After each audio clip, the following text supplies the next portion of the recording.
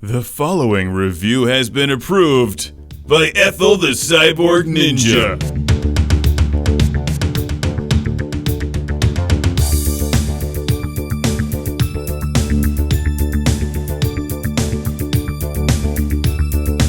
Welcome to Classic Game Room. Are you a hero or a coward? Bloodborne doesn't care, it's going to kill you either way on the PlayStation 4.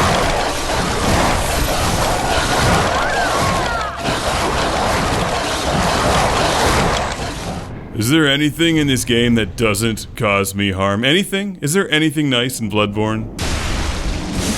Nope, that's just the way it is. The same folks who brought you Demons, Souls, and Dark Souls are at it again, this time with Bloodborne. Another happy-go-lucky, uplifting adventure featuring NES-era levels of difficulty. And while I'm not always into these kinds of games, I gotta admit the sound design is dynamite.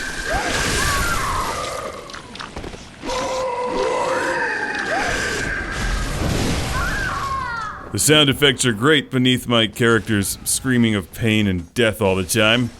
But that's the thing with this game, you die a lot until you start to figure it out, and then it's payback time.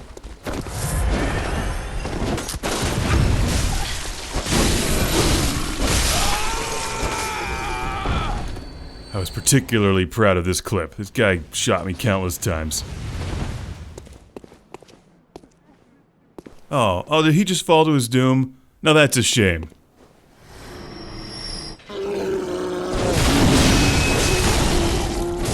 I'll take your blood echoes and spend them on a giant hammer, because why not? This guy has big feet, I'm going to hammer them.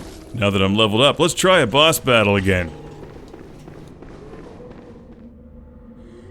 Occasionally you get a cutscene that moves the story along, and I think this one was supposed to be scary, but when this thing turned around, I thought it looked like a Muppet and started laughing at it. I'm like, oh, this is so cute, then it killed me. But I returned later, more powerful, and lasted longer, and it killed me again. Damn Muppets.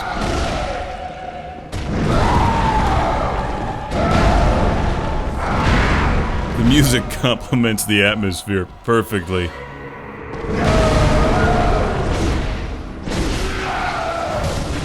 I really enjoyed Demon's Souls years ago and couldn't really get into Dark Souls though. I found that one just impossible. This one reminds me of Demon's Souls. It's been a while since I played that game, but it's really fun to explore. The character designs are great. And grinding is essential. Now, it doesn't give you experience points for just spending time in the game. You don't get a trophy for just turning it on. You've got to slaughter enemies and then basically collect the experience points from killing them and return to your home base before losing that experience to cash it in and buy things like new weapons, items, and level up. If you get killed out in the field, you lose your blood echoes, or I think that's what they're called, and then you can return and pick them up.